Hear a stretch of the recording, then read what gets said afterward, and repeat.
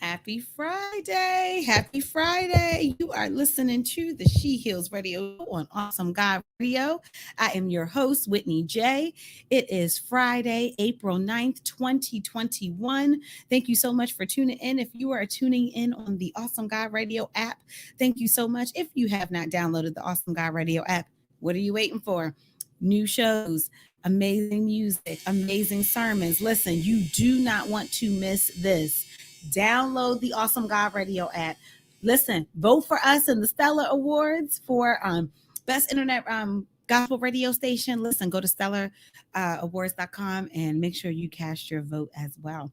And again, if you are ever interested in running an ad, and there are so many opportunities to partner with Awesome God Radio, listen, just get tapped in and reach out. We are here for you.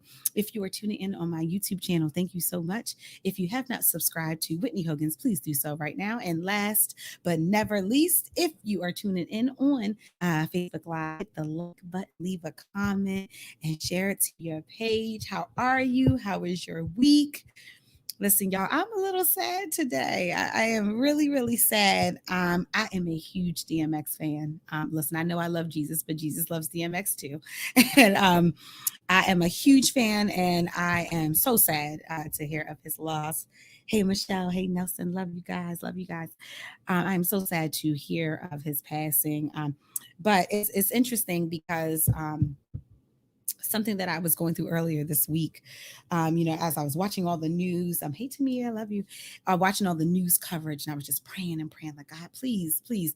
One thing that I love most about DMX, aside from his incredible talent, if you have not listened to his music or seen his movies, are missing. You're missing out. He was an incredible talent. We don't even need to discuss that because that's just a fact. But one of the things I loved most about him was his transparency. He was so honest about his who he was and his struggles, and oh my gosh, and his walk with God, and his the complicatedness, if that's even a word, of his walk with God. If you listen to some of his albums, he would have these prayers on them, and it would just, oh my goodness, it just would touch you. And I just loved his transparency, and he knew who he was, and he knew the ins and outs of himself, and he was willing to share that with us. And I think sometimes whenever there are people that are in any type of position of notoriety, or if there's a position of power or influence, we tend to think that those people owe us something, right? So if they're our favorite, musician, we tend to think that they owe us. We should know everything about their life, and we should be able to give opinions about their lives, which is not true. The only thing they owe us is their talent, their gift. They don't owe us their lives. But society will make you think that you're entitled to that information, to that side of them, and you're not. But what I love is that he used that, and he shared a story. And I'm sure people connected with him even more so than they did before because of his story. And so, of course, we don't know what happened in his final days. We don't know what he was battling. And so I think it's important that we don't pass any judgment, that we don't speculate. He is gone. We just pray. We know that he loved the Lord. That was something that he admitted on his own. So we know that we can take comfort that he is with him. But many of us have people in our family, in our circles, that are struggling just as he is, or as he was. Addiction is real. Addiction is rooted in pain. Hey, Breezy, love you. Nobody wakes up and says, my life stream is to become addicted to drugs or to alcohol or to sex or, to something else. Nobody plans that. It is normally a response to pain. It is a coping mechanism. It's sometimes we don't all know what to do, and how, if you've ever been in a situation where you've been in so much pain that you would do anything to to get rid of that is the root of addiction. Is I am in pain, and I will do anything to get away from it. I remember, not the same type of pain, but I remember giving birth, and at one point when I was having my younger son, my my epidural wore off, and I was like, listen, I would have given anything in that moment just for that physical pain to stop. When my husband died, when my mother died, when I've experienced just loss after loss, there's those times where you feel so sad and you feel like, oh my gosh, I will do anything for this pain to go. My sister Teresa, great point. Food, that's actually mine. That's my my thing that I self medicate with is food. I'm gonna go eat something real good, or I'm gonna not eat, or So we all have something, but are we truthful and honest about where we are? Are we in a place where we can say that we are hurting? Are we in a place where we can say that we need help? And I think a lot of times people, especially when someone famous dies as a result of addiction, or because of things related to that, we tend to say things like, but he's got everything he needs. He's famous and he's talented, and he has money and he has this and he has that, and none of those things cure inward pain. You can have all the physical things, but it doesn't cure what's going on in the heart. And people, I'm sure when he would go to rehab and come out of rehab and go back to rehab, I know, because I would read the things of people judging him. Oh, he needs to get it together. And we just don't know. We have to be so careful what we speak on other people. We've got to be so careful about the assumptions that we make. We've got to be so careful about having eyes so clearly to see what somebody else needs to do, but turning a blind eye to our own mess. We got to be super careful in this season, because we are one bad choice away from destruction, from self-destruction. It doesn't take much. It doesn't take much. And many of us, we walk around like we got it all together and we got it going on and we're above, any type of trial. And that's simply not the case. We are one bad choice away, one bad day, one bad decision, one bad moment from a life-changing event. So before we go out to judge, have some compassion. Here's the other thing too. While you're out judging and making these statements about addiction and things like that, somebody that is addicted and they're watching. And so then people say, oh, why didn't they ask for help? Why didn't they come and call me? Why didn't they talk to me and let me know they were struggling? Were you a safe person? See, here's the thing. People want to, do certain things at certain times, but people watch how you act normally and naturally. It's easy. Of course, we can post something so beautifully about him now that he is gone. We can post something so beautifully about, hey, people are struggling with different things and get the help you need and all of that. But it's how we talk in our everyday life that the people that we're connected with are looking at. So that person that is, really battling something is looking at the comments you're making about how many times this man was in and out of rehab. They're seeing those negative statements, that you're like, dag, here he go again. It probably ain't gonna work. Or dag, here she go again. It probably ain't gonna work. People are seeing that. And that's why they're not reaching out to you, because you ain't safe. They're not reaching out to you because they can come to you. If you have somebody in your life that you can come to in your rawest form, even if you only have one person, you are blessed. I am so thankful that I have family and I even have some friends that I can come to in my rawest form. I could come to them completely disheveled, completely broken, and I don't have to make myself look a certain way, and I don't have to pretend I'm okay when I'm not. I can just come to them, and that love is there, but that love is also reciprocated. They could come to me in that way. But there are people that don't have that. And they're doing the best that they can with what they have. And so we are not in a position to judge. This should be, if nothing else, a wake-up call for many to check our compassion, to check our hearts, to check on our loved ones and see how they're doing. And, anyone that knows me like in real life, if we are connected, when it comes on my mind, I may reach out, I may shoot a text that says, hey, how can I pray for you today? And when I say that, I'm not saying it because I'm trying to be nosy. I'm not saying it because it sounds, like I'm like some type of elite Christian. I say it because you never know what somebody is going through. And if God put that person on my mind, it could be for a reason, right? It could be for a reason. How many times have I gotten, yesterday, prime example, someone sent me a text message and it was right on time. I was literally battling some thoughts of doubt and fear and some negative self-talk. And someone sent me a text message with just encouragement. Hey, I was thinking about you. And it was like right on time. So when I'm reaching out to the people that I love, it's for that reason. Just, hey, I just want you to know you're thought of. Do you need something? Because sometimes we don't know how to ask for help. So many people, I can see the things. I see people saying, oh, well, he should have asked for help. So many people don't know how. It's not as simple as saying, I need help. Sometimes you can be so beat down and so run down and so bound by whatever your affliction is that you don't even know the help that you need. You don't even know what to ask for. I'll never forget one time I was just going through a lot and I was being pulled in a lot of directions. And someone was like, how can I help you? And I said, I don't know. I don't know.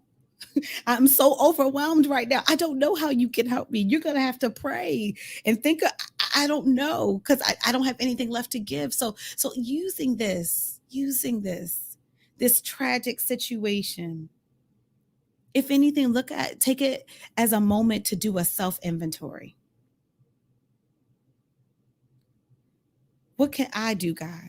How can I better serve the people that are around me? Lord, who is broken that I'm connected to that I don't know?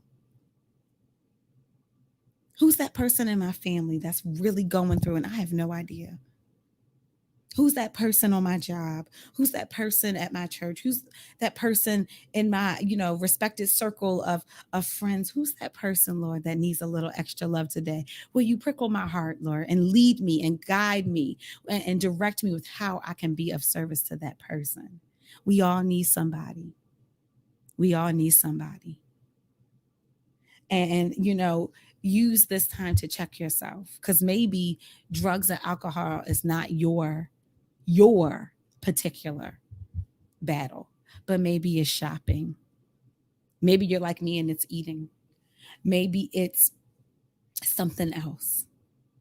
But check yourself and get the healing that you need. And have compassion. Don't judge this man. He did the best he could with what he had. We do not know his entire story. We don't know the depths of what he struggled with. We don't know what those final days were like for him. We don't know. And it's not even our business to know. But we can pray. We can pray and ask God that, he is with him. He's resting in peace. We can pray for his family. We can pray for those people that are connected to him. But we don't need to judge, because that can easily be us. One decision, one bad day, one bad moment, that could easily be us. So let's check ourselves. But in light of that, I want to talk to you a little bit about something else that X did. So, our mandate as believers is to die empty. And what does that mean? That means that when God has put something in us, he's put something in all of us. We all have gifts and talents, that it is our duty to share those gifts and talents with the people God has called us to share them to. And, if you are dying full, meaning you've got stored all your talent up for yourself, that is against what God wants us to do. He gives us things to give them to the people. So we know that DMX was an incredible rapper. We know that he was an incredible poet. We know he was an incredible actor, amongst other things, right? And so he gave all of this stuff, right? He gave it. I mean, oh my goodness. Like I said, I love DMX. I love him, and I loved his music, and I loved his movies, and he gave that to us, right? So guess what? Even though he is no longer with us, which is so sad to even say, even though he is no longer with us, that gift that God gave him will last for a lifetime. The gifts that God puts on the inside of you are meant to outlive you. They're not even about you. They're literally a vessel. It's supposed to be that God puts it in and you birth it out and it goes out into the world, right? And so your gift should outlive you. So if God gave you the gift of writing, your writing should outlive you. If God gave you the gift of preaching, your preaching should outlive you. If God gave you the gift of art, your art should outlive you. So my question for you is, while we are doing all of these things, speculating about his life and his journey, what are you doing with yours? What are you doing with yours? What about that thing that you're supposed to be doing? Right? What about that gift that God has given you that you're sitting on because maybe you are too afraid to get started? Maybe you're too prideful. You don't want to start over. You don't want to start at the bottom and work your way up from something. You don't want to be teachable and coachable in that area. Maybe it's that you're afraid because maybe you failed in the past. Whatever it is, right? You're sitting on something that the world needs. We will, for those that know DMX, that loved him, that loved his music, that loved his artwork, many of us, we're forever going to think about that, right? As soon as you say his name, our favorite song is going to come to mind, or our favorite movie is going to come to mind, or some, his art, that gift that he gave us, that God gave him, that he gave us, lives on. It lives on. Now, that's not as good as him living, of course, but it is a beautiful testament that it doesn't stop. So, but if you have something that God has put on the inside of you to give to the world and you don't give it, then it dies when you die. And then that's it. So let's use this time. He was only 50 years old, y'all. 50. Young. Many of us are sitting, and we're sitting on things thinking we got all the time in the world. We think that, oh, I'll get to it when I get to it. I'll let God know, I'll fit that into my schedule, God, when I can. I'm going to create, room for it when I get to it. And oh, God, I know you gave me that assignment, but that doesn't really fit into my lifestyle right now. Like, I'm living this certain type of lifestyle and I got this certain type of way of doing things. And that assignment, that call, that doesn't fit into the world, but I'll get around to it, God. We play with time. We play with time. We think we got all the time in the world. Many of us are sitting around waiting for something to happen for us. And God is looking at us like, but when you gonna move your feet? Do you think that I'm just this genie that just drops things and gives things? You got to do something too. We sitting around like the opportunity is supposed to fall out the sky. God has given us, the gift of acting, and we're just expecting, Tyler Perry to just pick up the phone and call us for our dream role. We think that we're above going to acting classes and learning to perfect our craft. We think that we are above, going and auditioning and starting in different places and trying to. We just expect because we love God, He's supposed to just do it for us. And that's why many of us are going to die empty and unfulfilled because we are not willing to move our feet and to get started. And it doesn't matter how old or how young you are, you're playing with time, and time is so precious. I'm very sensitive to time. My husband died at 30. My mother died at 53. I've got family members over the last few years. I've lost a numerous amount of family members that were young, under 50, in their 30s and 40s. So I don't play when it comes to time. I just had to repent because I sat on an assignment that God gave me for 20 years. I'm 34. I've been sitting on this assignment since I was a kid, 14, 15 years old. I've been sitting on something. I haven't been obedient.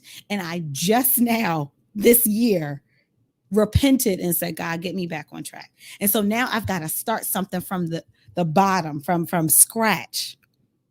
I could have been 20 years deep, but I chose to be obedient for 20 years.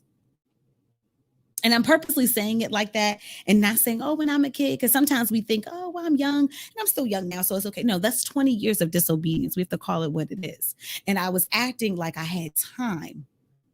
And God had to convict me. You don't know the day or the hour in which your time here on earth ends. You better use what you have. You better do what you can when you can, or rather do what you can while you can. because time is a gift. So you got to get yourself right.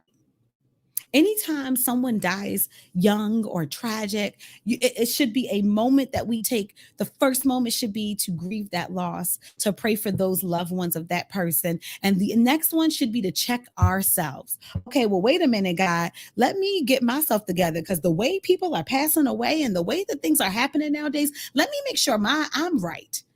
Lord, what areas of my life needs correcting? Where do I need to make some transitions and some changes in my life? What am I sitting on? Where am I being disobedient? Where am I not being humble?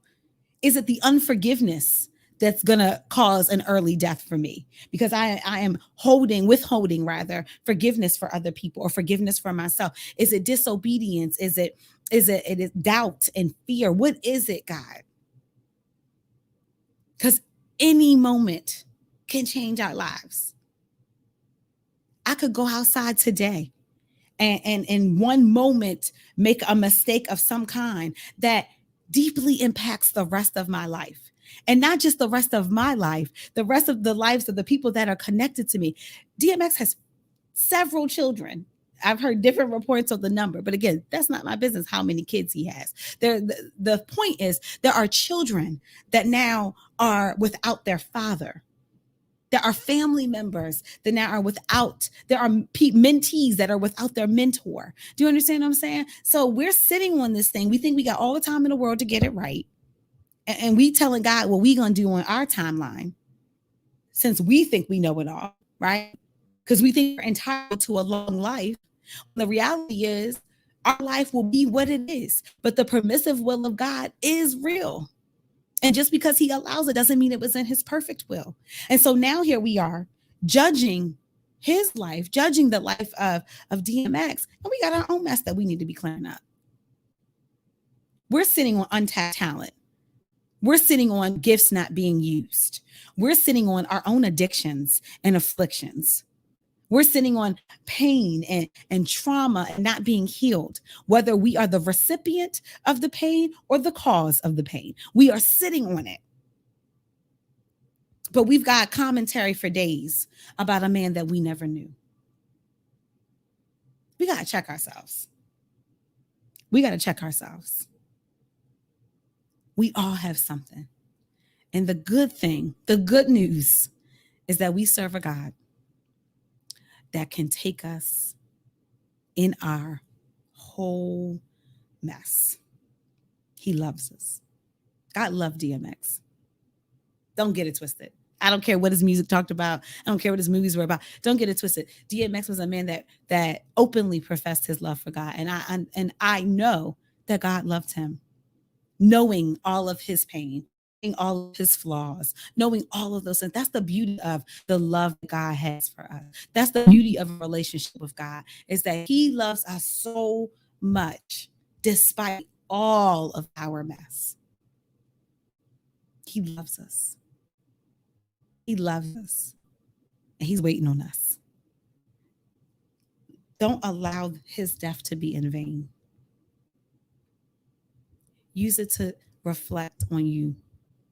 If you are a fan of his work, honor his work and his life by living a better version of yours, by confronting your own pain, by confronting your own mess, by tapping into your gifts and talents and giving them to the world. There are people that needed his music. There are people that needed him being as raw and real and transparent as he was. They needed that to get their healing. They needed that to know that they weren't alone. And you have a gift in you, multiple gifts in you, that people need to get their healing and to get their inspiration, right?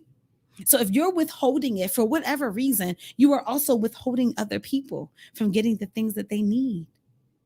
So we got to stop thinking about ourselves all the time. We got to pour that thing out. This is the perfect time to be authentically who you are. I don't care if you got to start at the bottom. I don't care if the assignment that God gave you or the call or whatever, requires you to go back to school and you ain't been to school in 30 years. It's okay. Go. The process there'll be ebbs and flows with it, but be obedient. I don't care if it requires you to learn something new and you're so used to being really, really good at certain things. And now you got this new thing over here that you're like, I'm not good at this. Still go through the process. If God planted the seed, he will water and nourish it if we let him. Leave your legacy. Leave your legacy so that when you leave this earth, the work that God put you here to do doesn't leave with you. Be real and honest about where you are in your walk. Seek out the people that you love. Check in on people. Make sure they're okay. Be a safe space for somebody that may be hurting or battling something so that they can come to you for help. And if you are in need of help, seek help. Seek help. God is right there and help is available. And again, I know, people wait for days. I'm sure there'll be all kinds of stories that will come out over the next couple of days about what he was struggling with and what he wasn't. That's not our business, family. But it is our business to know what we're struggling with. It is our business to know what the people that are in our lives that are connected to us are struggling with so we can help them. This is about building a legacy that not only honors God, but also displays the gifts that he freely gave all of us. So you don't want to die full. You want to die empty. You want to pour out everything that God has given you so that when you leave, the work that God gave you, the talent that he gave you stays. If you think about it, I think of the music that I listen to. And, I grew up listening to all kinds of music. I love all types of music. But I listen to Luther Vandross and Whitney Houston and all these people have been gone for years. And I listen to their music like they are still here today. I listen to their music like it just came out because their legacy has outlived them. Their legacy is beyond them. So guess what? I can still appreciate them even though they are no longer with us. You need to do your work, whatever God has given you, so that when you leave this earth, your legacy doesn't. Your legacy stays. And here's the thing, your legacy, good or bad, not only impacts you, but it impacts your family. In the second half of the show, we're going to be talking about finances, but just think about, your legacy. What do you leave your family? DMX left us with a lot of stuff. Incredible music, incredible movies, right? An incredible story, that of which he shared. He left us with a lot of things. What are you leaving with? What are you leaving your family with? What are you leaving the people that you are connected with? Nothing if you're holding everything in for yourself. Nothing if you're not letting those gifts and talents out and developed. Nothing if you don't take time to be disciplined and to make smart choices. What legacy are you leaving? What legacy are you building? Sometimes people think legacy is like this long, like when I get to the end of my life, but we don't know when the end of our lives are going to be. You should be legacy building right now. Everything you should be doing right now is because we don't know what time we have. And we don't want to take for granted thinking we have all the time in the world and then leave our families in shambles. Leave those connected with us in shambles. You want to leave with your legacy here. You want to leave with the work that God has given you here. You want to leave with things that bless your family for generations to come. I have a good friend of mine. He's been a guest on my show a couple of times, and he has this phrase. He's like, "I'm working for my last name. I'm working for my last name," and I so appreciate he's working for his family, for the legacy of his family, for his children, for his children's children. That's where we have to be. As all of us are, those again that love him, we are honoring and mourning the loss of DMX, but let it also be a wake-up call for ourselves, not to take time for granted and to work on our legacy so that we are leaving something when it is our time to go. That was the She Heals Inspiration segment. I pray that it blessed you. As we are switching gears a little bit, the focus of tonight's show is about finances. And, sometimes when people hear finances, they get nervous, right? Or they think about certain things, certain aspects of finances. But it's a very broad topic. There's so many different avenues that we can go into, but it is certainly important that we are planning for today and planning for tomorrow. It is important that we have a legacy, not only just with our given talent, but also our financial legacy to leave with our families beyond us. I have a great guest that is going to be joining us. He is a finance coach. He's got many things. I'm going to let him tell it better than I can, but I do want to welcome to the She Hill Show, Mr. CJ Thompson. Hey, how are you?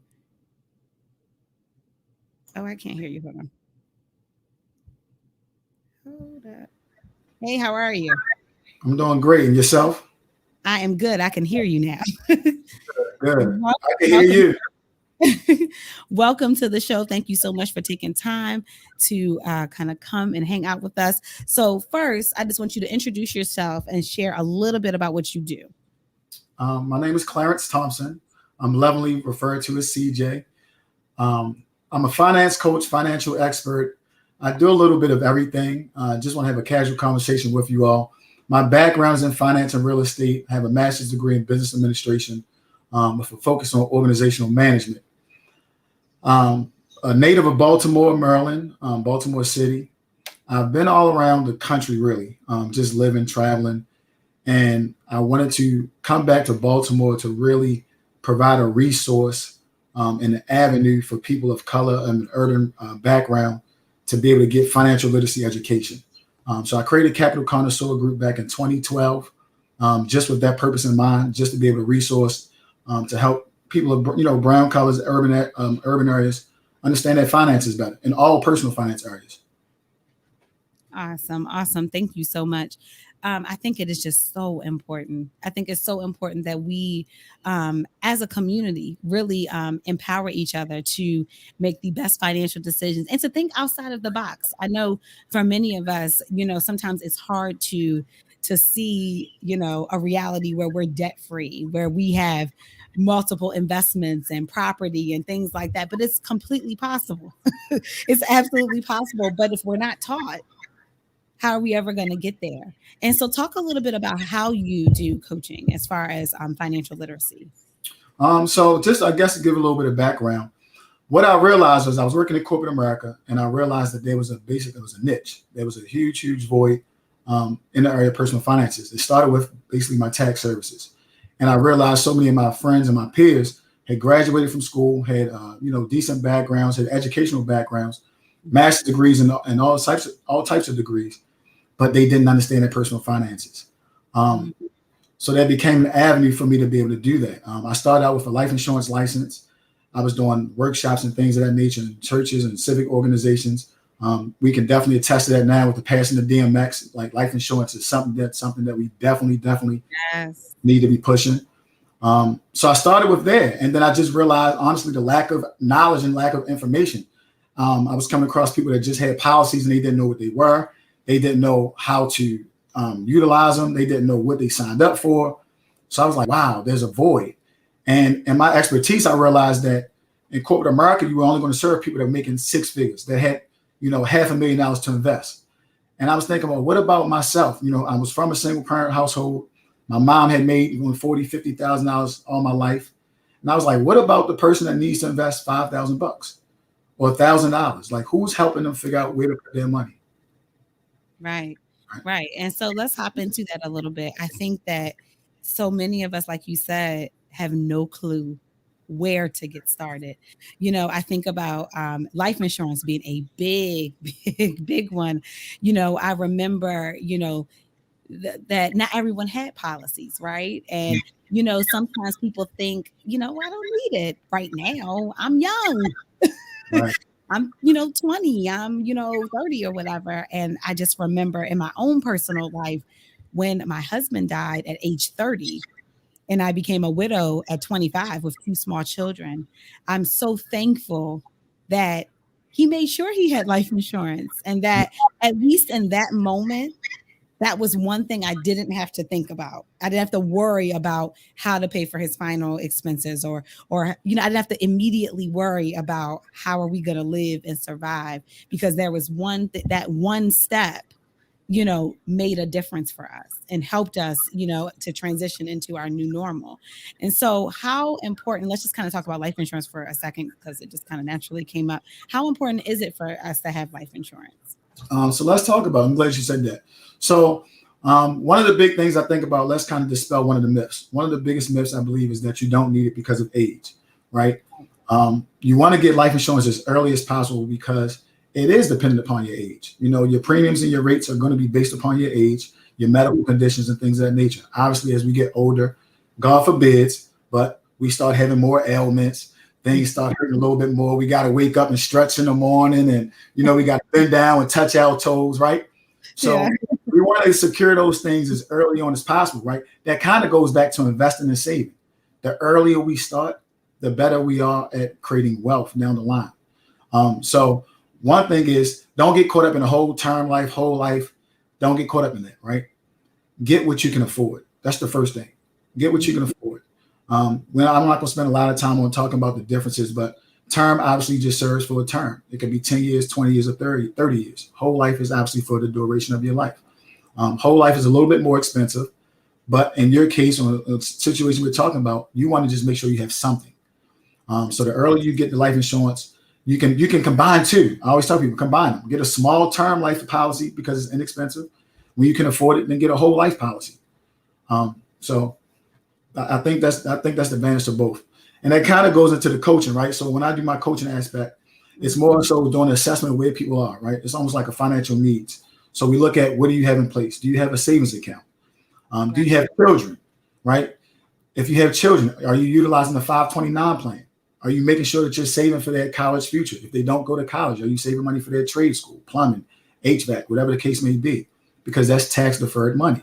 We want to make sure that we're obviously avoiding taxes as much as possible and growing our money.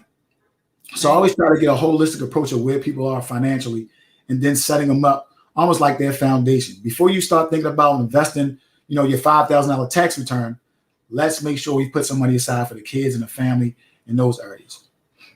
Absolutely. Absolutely. I love that. Of just kind of starting, because I think sometimes, excuse me, I think people want to kind of do what they see. Right. So, I watched this thing and Master P said he did this, and this. Okay, that's great. But you have to realize that you got to know exactly where you are and what your goals are and how to get there. And your path may not be the same as Master P's. And I think a lot of are just not sure where to start and not sure where to begin, especially when it comes to investing specifically. Because to me, I can speak from my own experience, it's overwhelming to me. What do I invest in and how much? And I don't know, so I started out going, I was on this like app and I'm like trying to invest in things. But again, it's like, I need a professional to walk me through this because I'm just carelessly doing things. I need someone to kind of guide me. So talk a little bit about investing and just some tips. So the first thing is there's been a lot of conversations going on, especially through social media, Facebook.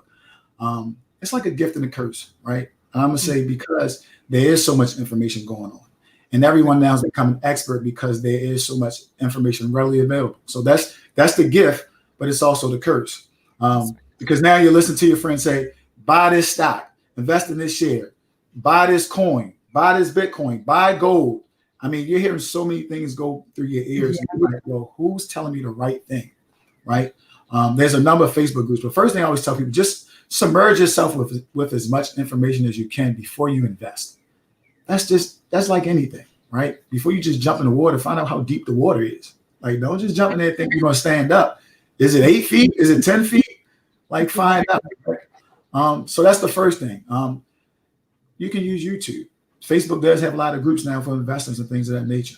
I have a coaching program. So I coach adults one-on-one how to invest in programs. I have a small version where I do like a 2-hour, A to Z really quick version. And then I do a one-on-one. We work together for 8 to 10 sessions. And I try to walk people through that. But what I think the biggest thing is, one, using good banks and brokers, right? So your broker is like your bank when it comes to investing. So when you think about Navy Federal or your Wells Fargo, Bank of America, that's who you normally use for your banks.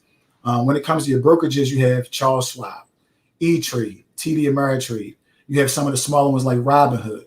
Now, a lot of people got caught up in that. Some of their trades were halted and things of that nature. But what I want people to remember is it's almost like you pay for what you get, right? If you go buy a $500 car, it's going to probably treat you like a $500 car, Right. So some of these third-party apps and these brokers are a little bit more low level. So you're not going to get great customer service. You may have one of your trades, you're not being able to execute it, right? Where you can have money, you're losing money at that moment and you're unable to execute it. So I always tell people, one, sign up for the better reputable brokerages, TD Ameritrade. I love them because they give you a virtual account and they give you a paper account. That's advantageous for your novice investor or someone who's just a rookie and they don't know what they're doing. This gives you the ability now to have virtual paper cash money and to trade real time. So there's a lot of different virtual websites and things like that you can go into, but TD Ameritrade gives you the best platform, the Thinkorswim platform to do so. And it's free to open up an account. Okay. So again, it doesn't cost money to open an account. It costs money to invest, but open up an account, start getting the knowledge, start playing around, start looking, and start there. And then if you can't figure it out, contact me. Absolutely. I think it's so important to get information, right? Like you said, take some time and just do the research. Don't just hop out there. And also, I think even going back to the basics of having a solid budget. This is my struggle. This is my. People hate the word budget. People hate the word budget. They come up with all these creative terms. Spending plan, budget. It's a budget, right? It's a lifeline. It is. And I remember doing this thing not too long ago. I did this 30-day thing where I wrote down everything that I spent for 30 days. Woo! I spend a lot on food. That's my thing, my thing. And so, but it was eye-opening because you think in the moment, like, oh, I'm just spending, whatever. $30 here. Right. And then it's like, I spent how much money on food? Did I feed a village? But, knowing who you are as a spender, right? And knowing where your money is going is super important because so many of us are looking for these big investments when we actually be starting small and gradually building in addition to that. So can you talk just a little bit about your basic budget and savings? So pay yourself first. I'm going to scream it out loud for the people in the back, right? Pay yourself first. This is something I teach my kids. I have a youth financial literacy program where I work with kids ages 10 to 19. We run this program on Saturdays. And the first thing I tell them in the first week that we go through is the budget. I always tell people it's like a tree. If your roots aren't good and your roots aren't solid, your tree is going to sway. If a good wind comes by, it's going to knock that financial house right down, right?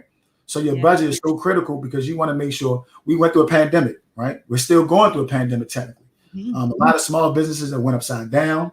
A lot of people have been unemployed. Tenants haven't been paying. Landlords have not been getting paid. Everybody's kind of struggling in an area right now in personal finance. And if you look at it, a lot of it stems back to budgeting. Now, of course, obviously, some people have unfortunate situations where there isn't a lot of income, but a lot of it is about budgeting. And we never thought that we wanted to go through a period where we might need 6 months worth of emergency funds, right? So the first thing I tell people is pay yourself 20%. I remember when I was a younger person, I was a kid. I think they told me put 10% aside and, whatever the rule was, but 10% is nothing, okay? True. 10% is nothing. They tell you put 10% to tithes, right? That's to God and to the kingdom, whatever case may be, but you got to pay yourself to live and survive. So I tell everybody to pay yourself 20%. Figure out a way to get yourself to a point where you can pay yourself 20% before you pay anyone else. And then you figure out from there what's left over and you start budgeting your needs first. Okay. Now I give people a rule. It's a tough rule. Most adults can't stick to it, but I'm going to tell you. I tell people it's a 50, 30, 20 rule. Okay. Now a lot more adults are able to start living this way when they start this way. So I always tell people it starts with the beginning, right? 50% of your needs, 30% of your wants, 20% to yourself. Now your wants are what you alluded to. Your wants aren't the food. Okay, we got to get real specific here. The wants are eating out. Okay, That's right. difference in food.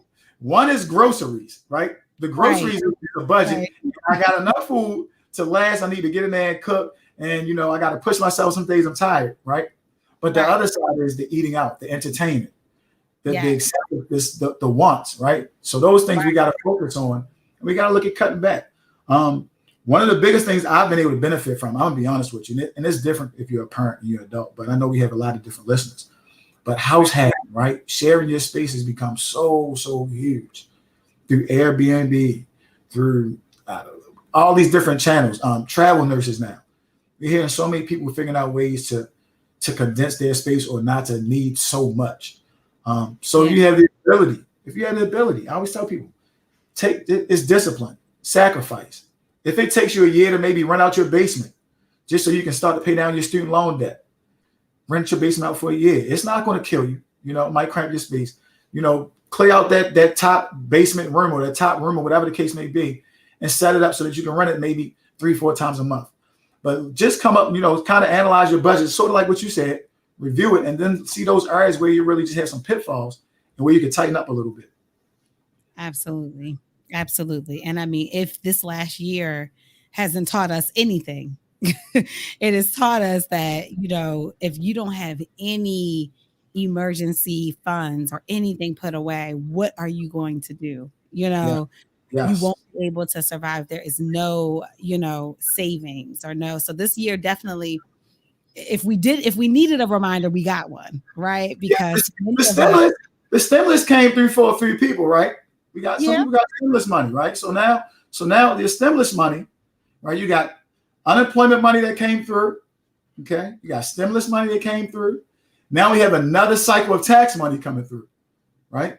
Yeah. So now we got to be prepared for that. So I had a lot of also, we do taxes as well, right? We provide tax services. Now a lot of people are panicking about taxes. And I always tell my clients, be mindful of what's going on, right? The IRS, the tax services, the government, they're people. They're actually humans. So right now, without tax services and a lot of checks, when people are delayed and things of that nature, it's because the system is just backed up with so many different pots of money going out at one time, right? So what I tell people with this lump sums that you may be getting, right? Some people are getting maybe two stimulus checks at one time. Some people haven't gotten their tax refund from last year. Be mindful of that. Some people literally filed late September, October, and still haven't gotten their tax refund. But if you're getting these lump sums, really look at accelerating some type of payment. It could be your mortgage. Look at doubling down on your mortgage, right? If your mortgage is $1,000, send them $700 in one payment. That's for the principal. Then send them another $300 payment that will go down and accelerate your interest, right? This will help you pay off your house faster than 30 years. You may have some credit card debt. Yeah. You may have outstanding debt, those hospital bills, whatever it is that you've been avoiding. That Sprint bill from 15 years ago that you've been paying that $150 on, knock it out. Take those lump sums, right? Take those lump sums and start paying things. I think one of the things I've heard before, we'll talk about this student loan debt, right? You're trying to figure out how to get this stuff made out. And you feel like, why even bother, right? So some people feel like, why even bother? Like if my student loan debt is $50,000, I'm giving them the bare minimum every single month. Sally Mae can just whatever. Yeah, she can just go wherever she wants to go. But the thing about it is, I told people, I said, take those lump sums. Those lump sums start adding up. Those $1,000 tax refunds. If you got a $2,000 tax refund, take $1,000 and pay it on it. Don't think that you're looking at a $40,000 bill and $1,000, here and there is not going to put a dent to it. It absolutely will. If you keep avoiding it, it won't go anywhere. It won't go anywhere, right? And that kind of goes back to what we talked about, the earlier you start doing things. So, the avoidance, I see people do it a lot of times, the avoidance of debt, the avoidance of paying down bills, kind of just face it and start taking chunks out of it at a time. Absolutely. You brought up a great point of just getting started somewhere and not looking at it as overwhelming because the figure may be so big, but just taking those smaller chunks and just breaking things down. I think it is so important, especially if you are a parent, that you are preparing not just yourself, but you're also, whether you know it or not, you're modeling financial behavior for your kids. right? Our Correct. kids are going to look at how we spend money and they're going to, mock the things that they see. Yep. So, if they see, we get that tax refund and we going out eating and having a good time, but they never see us saving. They never see us buying homes, or they never see us doing other things, starting businesses if we're supposed to do that, or doing different things. They're going to think, oh, whenever I have this lump sum of money, it's party time. Right. That's right. Time to spend it. Time to spend it. Right. So we got to teach, we have to model it, because we can tell our kids anything. They will do what we do. They will do what they see. And even you talked about having your mentoring program and your program for children specifically. Talk a little bit about it, and like, what are some of the things that you are teaching our kids? Oh man, it's awesome. So I've started this program back in 2019. Prior to that, I was doing a lot of speaking engagements, a lot of one-off workshops at, Department of Juvenile Services, different schools, different organizations. But it wasn't good enough. I say it probably 50 million times. We send children to school every single day, every single year to learn math. Like, how much math can they learn, right? Geometry, long division, short division, fractions, multiply fractions, 6 decimals. I mean, it's overwhelming. Statistics. I mean, it just keeps going on and on and on. But there's so many years where we're not talking about money. So I created a program because, I was hitting the wall with the adults, right? The adults, by the time you reach an adult, it's hard to tell an adult what to do with their money. So I was doing my workshops for adults. I was getting very little feedback. I would get more folks, adults were, embarrassed. They were a little bit shy to say, hey, I messed up my finances. They don't want to face it. They don't want to talk about it. They don't want to talk to somebody who thinks they'll look down on them. So I said, I got to get to the kids, right? I got to reach the youth. And so honestly, I created my youth program based around the same type of workshops that I've been doing for adults. I told myself that if you're able to put $1 in the kid's hand, then we should be able to teach kids about money, right? If we're able to put money in kids' cards at the age of 9, 8, 7, 6, whatever it is, they should be learning about money, right? So I started my program. I actually started in a school. I started with a few schools. I started the Green School in East Baltimore, and I actually had some elementary age students where I was teaching them at early as 3rd grade about money. And then I created my program to be based around ages 10 to 19. The reason I start with age 10 because they have a better concept of math. So it's a little bit more easier for them to understand, like simple addition, some basic multiplication. So with that being said, I was able to give them a little higher level concepts about budgeting and saving. So we literally touch on budgeting, savings. We talk about different interest rates. We talk about the different account types, checking, savings accounts, non-traditional banks, the difference between a credit union and a regular bank. We talk about credit scores, where credit score comes from. We compare the credit bureaus to school, right? So people always say, well, how do you get this information to kids? I don't know how I do it. Honestly, you were talking about gifts and things like that earlier. I truly have a gift with youth. I truly have an energy that people gravitate to. So when I speak, they listen normally. I'm very relatable. And I make the concepts, believable. So I tell them that the credit bureau is like their report card. They're literally grading how well they manage money. When you go to school and you perform well and you get C's, that's like a 500, 600 in your credit score. When you get B's, that's like a 700. And that's literally starting now about just paying your bills on time. I break it down to them simple, right? With adults, they got to figure out, well, I didn't have this hospital bill, this the Sprint bill from 10 years ago. Kids don't have those nuances.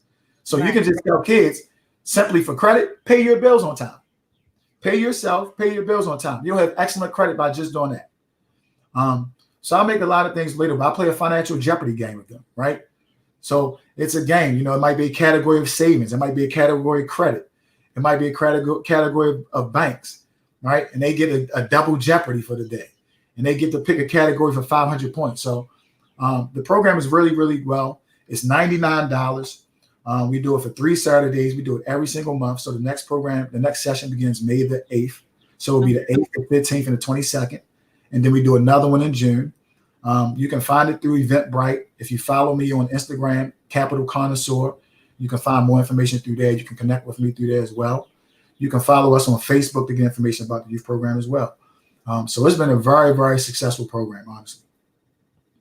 That is awesome. That is awesome. And it is so important that if you are connected to any youth, whether they're your kids or people you mentor, family, whatever, the best thing that we can do is teach them while they're young.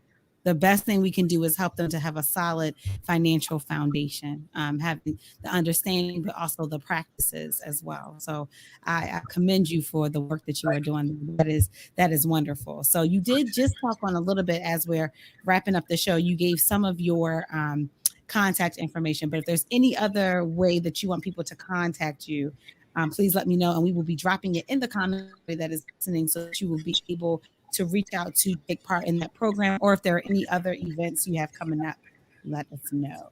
Well, I have a very, very special promotion going on. My birthday is actually this month in April. On top of it being Financial Literacy Month, it's just such a coincidence that I'm a financial expert and my birthday falls in the April Financial Literacy Month. So what I'm doing this month, actually from now until my birthday, April 19th, and I'm running a special. I'll be 39 years old on April 19th. So I'm doing a 39 special. I want to help at least 39 people learn about the stock market. So I'm giving you 39 minutes of my time for a low price of $39, right?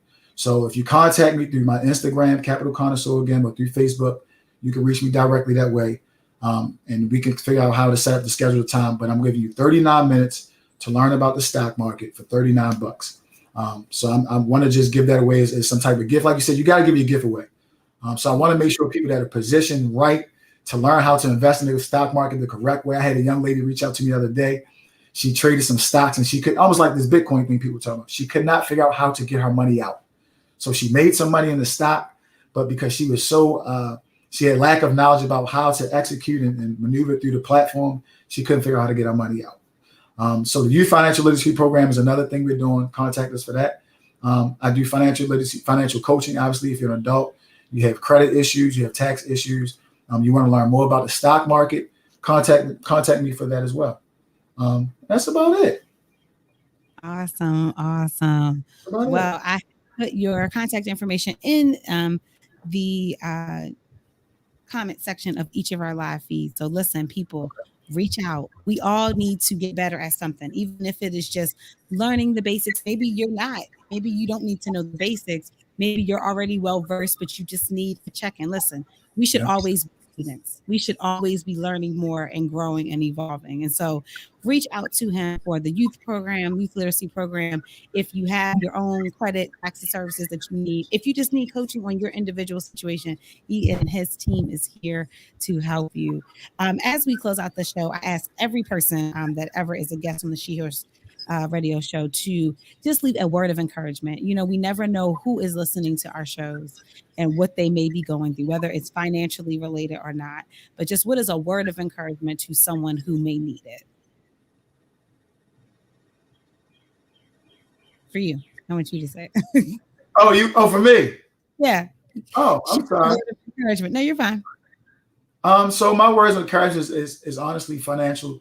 One, keep God first. Obviously, keep your faith first, and then obviously pay yourself first. Secondly, and the third, start as soon as you can. Right? Just start as soon as you can. Don't become discouraged. That's really the best thing I tell you. If it's save $10 a week, save $20 a week. If you're in a position to invest, like you were speaking about, Whitney, if you're in a position where you have a little bit more, reach out for help. Don't allow that pot of money, that pot of gold, just to be sitting there in your savings account, growing, at $1 a year. Reach out to some help to figure out, what can I be doing for my money? How can I make it work for me a little bit better? So, if anything else, reach out for me for help. As always, I'm here. Awesome.